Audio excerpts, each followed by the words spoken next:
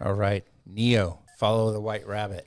That's what we have right here. And this is, I think this is really fascinating. So a company called Lili, they're a neobank. So think about that, kind of like just from a taxonomy perspective. Neobank, aimed at freelancers, raises $55 million as it passes 200,000 users. And so they're focused on financial service for that whole freelance community. If you think about that freelance community, they're very much like solopreneurs. They do a lot of their personal banking, their business banking, maybe in the same place. And so this is all about like consolidating fintech play here, invoicing, accounting, cash payments, expenses, credit cards, et cetera. If you think about it, like on your IRS statement, if they're filing a 1040, this is their Schedule C, sole proprietor. There they are right there. Everything flows into here. It's that I think it's fascinating because it really means that like this is a paring down. This is fintech allowing for catered financial services. I think we're going to see a lot more of this. I think we're going to see a narrowing specialization. It's interesting because you look at like a lot of people doing the broad play, the broad-based banks, whether it be the QuickBooks, all these types of things. This is really good lesson for all of us. Like we think of this market as being so big, right, that we need all of it, but sometimes you just need a piece. Oh yeah, and it's no doubt that the gig economy is like alive and well and thriving.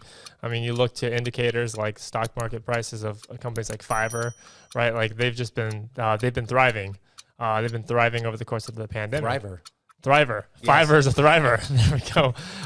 But yeah, Fiverr, Upwork, all these places that freelancers go to find work, and where companies go to find freelancers. I mean, there's no shortage of these applications that are coming out, these marketplaces, these communities of people that are coming together.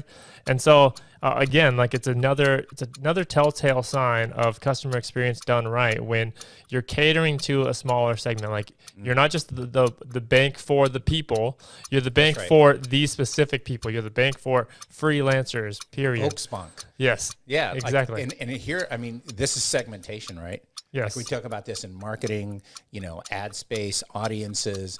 This is a focus on like, this is a segment I'm going to serve. I'm just going to go all the way into these people right here and make sure this is 100% catered.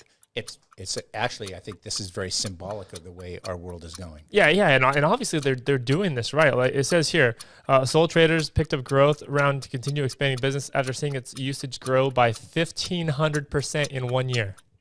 I'll take that number. 1,500%. Like that's like unfathomable. It matters where you start. Right. That base number is important. That's true. But at the same point, it's proof that this is working. Proof that people are obviously flocking to it. They're passing 200,000 users. I mean, that's a big deal. Yeah. As a business person, you take notice. You do. Now, that's not to say you're going to wake up one day and say, we've arrived, we've adapted. It's a constant struggle and a constant battle to continuously adapt. We've adapted. We're there.